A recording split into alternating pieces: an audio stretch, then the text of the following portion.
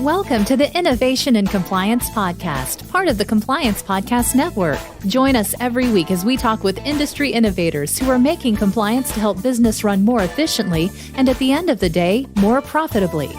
Here's your host, Tom Fox. Hello, everyone. This is Tom Fox. Welcome back for another episode. And as usual, you are in for a treat today because I have with me Craig Carpenter. Craig is the CEO of a company called X1.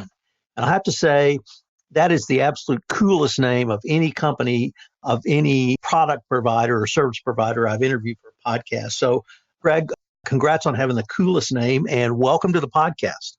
Thank you, Tom. I appreciate it. Real pleasure to be here with you today. And I'm happy to tell you where the name comes from. I take it you have an interest in that. Sure. Anyone who kind of grew up in the 60s or 70s, I think, and had any interest in model airplanes, X1 was definitely one that you had.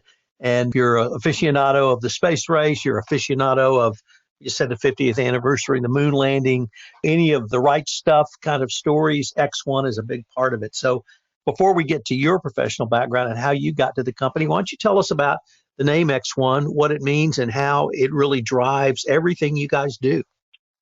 Yeah, happy to do that. And you really did a good job of laying the foundation. So as people of our either a child of the 70s and 80s like myself or those of the 50s and 60s might remember either in the movie The Right Stuff or having lived through the space race, to your point. So X1 was the name of the plane developed by Bell and piloted by Chuck Yeager that was the first piloted aircraft to break the sound barrier, break Mach 1 back in 1948.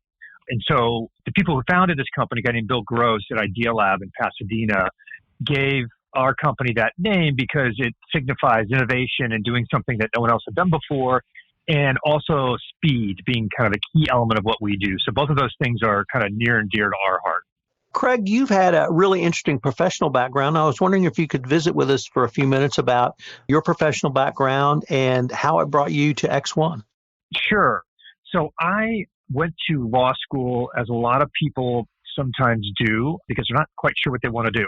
I did love the law, and my parents had always told me that I enjoyed arguing, which I don't know that they meant as a compliment. But anyways, I went to law school, enjoyed kind of the theory of the law and learning how and why it operates. And while I was there, I also went to business school, which added another couple semesters, but was also equally interesting in just seeing kind of how each of those areas overlaps with each other at times, et cetera.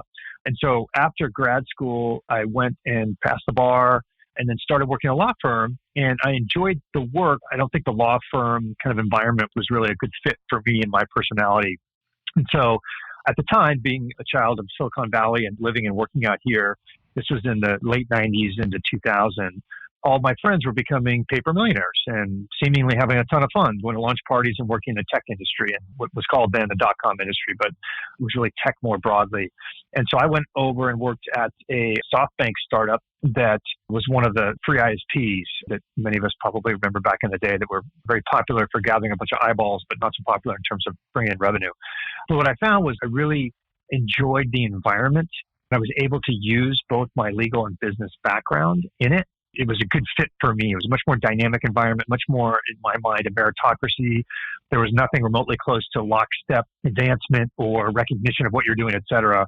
And that's where I've been ever since, really trying to focus, again, bringing it back to X1, on doing things in a new way and innovating and trying to fix problems in new and much faster, better, more cost-effective ways than have ever been done before. And for me, X1's been a great fit.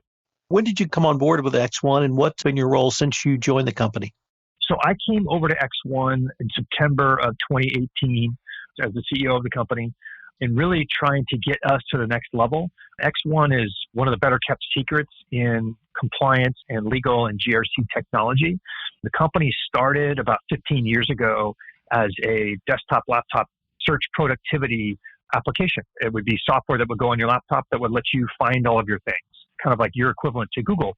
We have since expanded that software stack and capability into being able to collect social media and web content for legal proceedings, but also allowing data privacy officers and heads of compliance and heads of audit and heads of e-discovery to be able to get access to and take action on employee information wherever it may sit in a very scalable, fast fashion that doesn't disrupt those employees doing their job at all. And it could be data that's in the cloud, it can be data on a laptop, data on the server, or data on social media platforms.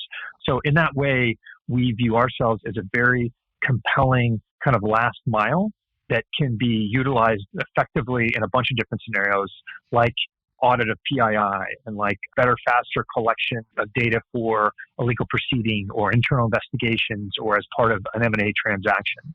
But in my role at X1 as CEO, first was really to make sure that we have the right team in place and make sure that we're focused on the right areas of the market. And then, frankly, especially after we closed our Series B round of funding, to help us be really disciplined in terms of what problems are we trying to solve for which customers, who are we selling to, so that we can be very, very focused. Because, the biggest challenge that most startups have is maintaining focus, especially when there's market fit in a bunch of different areas like there is for us.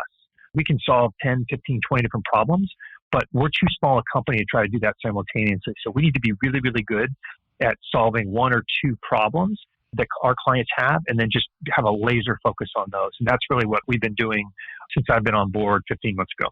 Well, then I'm not quite sure how to suggest the next area of inquiry, because it occurs to me that with the laser focus you have on just a few problems, it's actually quite a wide variety of issues internal to a corporation that X1 could help with. And as you know, many of my listeners are in the compliance space. They may be lawyers, but they could well not be lawyers. So I was wondering if you could say a few words about the distributed GRC solution and the social discovery solutions and what they are, so that I can tee up a next series of questions for you. Sure, happy to. So distributed GRC, the name is meant to convey the fact that it's actually, the software itself is out where the data resides. So as opposed to if you're a data privacy officer or compliance officer and you need to figure out, and some of your employees have or don't have certain information, you tend to focus on the server-based stuff, right? Something that's sitting in Exchange or sitting in Salesforce or whatever, because it's easier for you to get to. The challenge is where a lot of the key data is actually out in the wild, so to speak. And that's our sweet spot. So distributed GRC is kind of a two-part product. The first is software that sits on an endpoint, and the most common endpoint is a laptop or a desktop, wherever it may sit. It can be in a corporate headquarters, it can be anywhere in the world, and road warrior, et cetera. And then the second part to it is a command and control layer that is managed by the DPO or the compliance officer in conjunction with IT typically. And what that product allows these people to do is to reach down into any data source and data type, again, be it on a laptop or on a server or in the cloud, and figure out what data is there and then take action on it. So it can be part of CFPB investigation or inquiry. It can be part of a PII sweep, either related to things like GDPR or California CPA, or just looking for harassment or other indicators of that. We allow people to run queries throughout their entire corporate information environment to find what they're looking for so they can take action on it. The sister product that you mentioned is called X1 Social Discovery. And what it does is perhaps the same person or perhaps someone else in kind of the compliance or legal or privacy office, corporation, or their outside service providers are going to need to see or get access to social media information. As we all know, increasingly these days, people communicate using social media, whether they should or shouldn't. It depends on the scenario, obviously. And increasingly, social media information is relevant to some corporate need. It could be the company getting sued. It could be the company getting investigated. It could be HR doing its own investigation. It could be an audit to make sure that a company doesn't run afoul of SEC rules or DOJ rules or whatever the case may be. This same piece of software is allowing this particular person or set of people to get access to social media information, and then really importantly, collect it in what's called a forensically sound fashion, so that hopefully not, but at times this information becomes evidence, either with a regulator or in court. And with X1 Social Discovery, you're able to not just collect it, but you're able to collect it in a way that can then become evidence in a court of law or with a regulator that is forensically sound. So if I could translate that into compliance ease, I tell people the three most important things in compliance are the following: document, document, document. And it occurs to me that's really just what you described with an audit trail. So that if a regulator, if a lawyer, or if a compliance officer needs to take a look at something, there's documentation of it, but there's also a clear audit trail back so that you can determine the source of the information if you need to really go and do a deep dive. Would that be a fair assessment? That's spot on, Tom. As we see increasingly these days, and the best example is probably, the 2016 election and the various aspects of it and things that were done and misinformation, et cetera, be it real or alleged, doesn't matter. The point is data can be manipulated today. And to your point, documentation and information can be manipulated.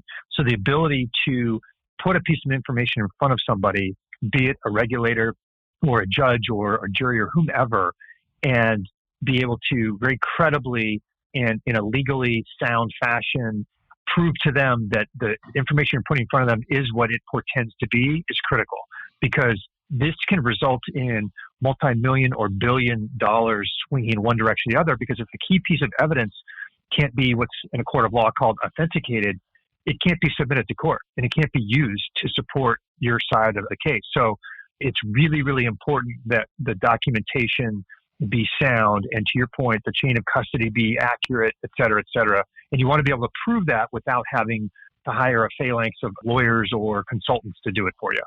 When we started this podcast, we introduced the name X1, and I'd like to change the focus sort of from legal and compliance to really the X1 name and what it signifies by asking some questions that perhaps move away from GDPR compliance and into business productivity.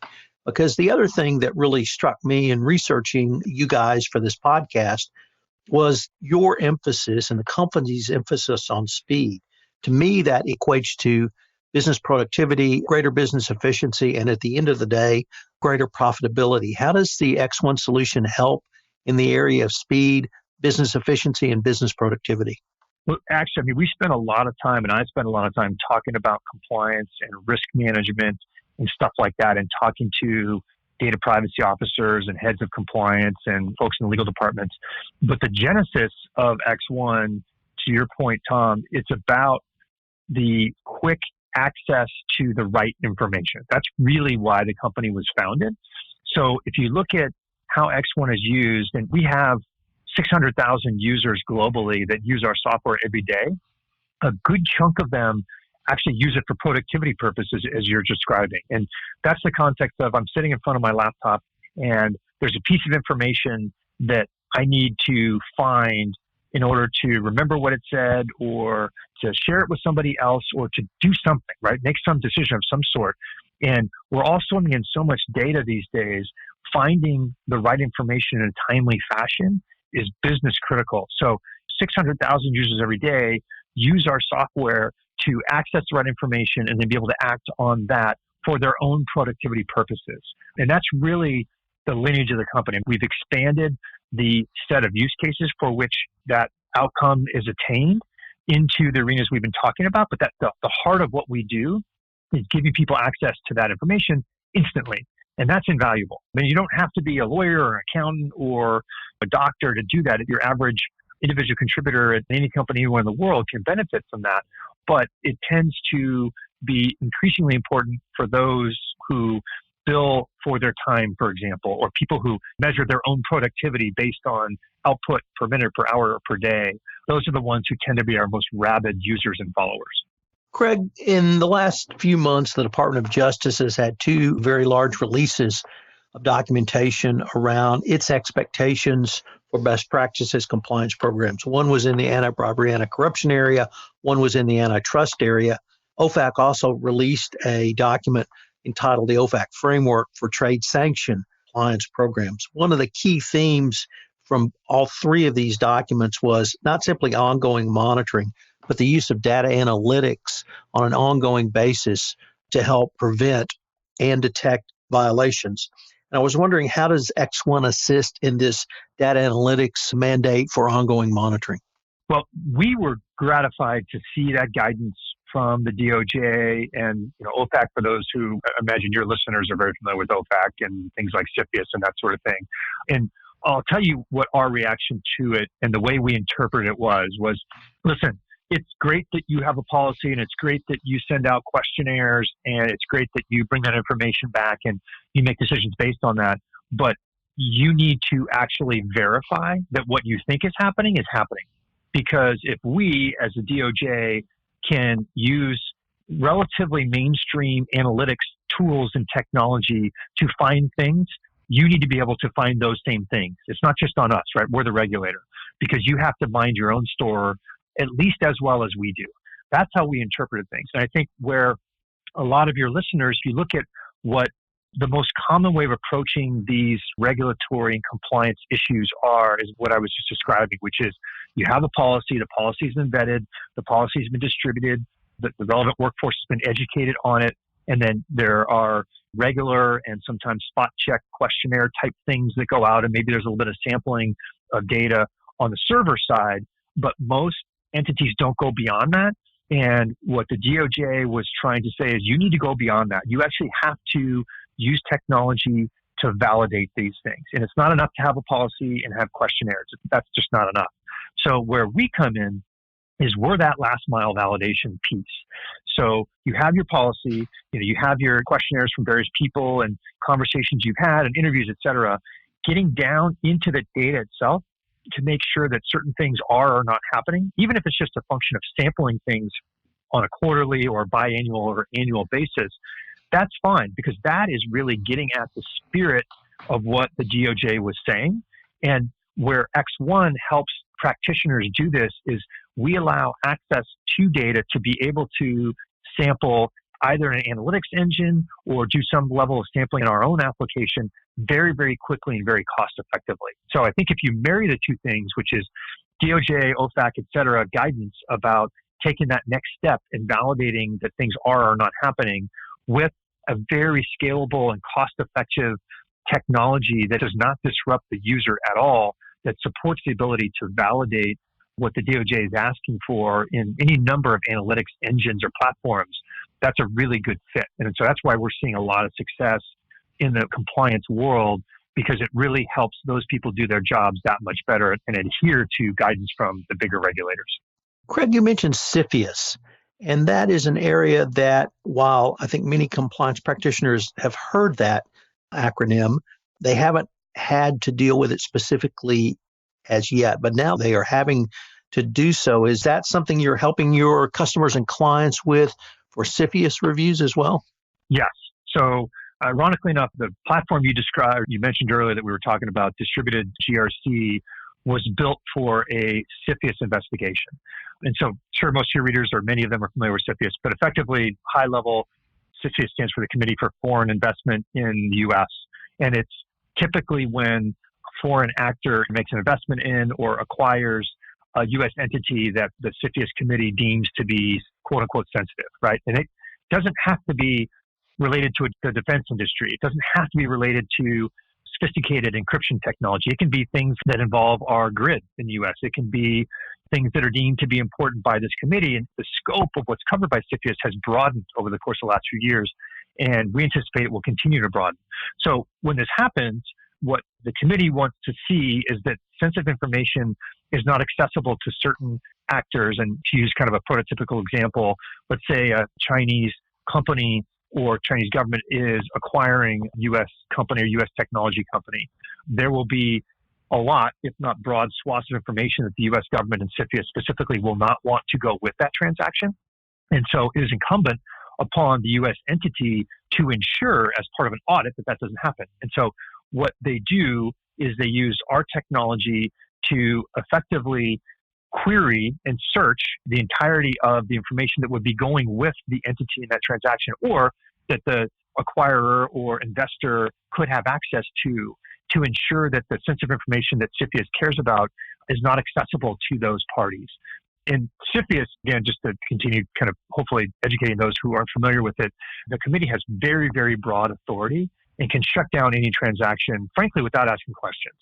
So a CFIUS investigation and audit is something that you really don't trifle with, because you either pass it and you're fine, or you don't, in which case, best case scenario is you get fined pretty heavily, and there probably are front page material in the Journal of the Times. Worst case, the transaction isn't allowed to go through. So our technology is very effective because we can not only get the server data and some of the structured data as well to ensure that that's compliant, but stuff on laptops and desktops that people, where they work, is also compliant is kind of the key hidden element that we're really good at attacking. Craig, unfortunately, we are near the end of our time, but I was wondering if listeners wanted more information on X1, where could they go? Well, please come visit our website at www.x1.com, or can certainly reach out to you, Tom, and you and I know each other, and be happy to have a conversation with people. Well, Craig, this has been a fascinating conversation, and I greatly look forward to continuing it. So thanks again, and like I said, continuing the conversation. That sounds great. Thanks, Tom. Really appreciate it. If you're a compliance professional looking for a convenient and effective way to fulfill your continuing education requirements, go to fcpacompliancereport.com/courses and choose from 4 hour-long training packages that will keep you current. That's fcpacompliancereport.com/courses.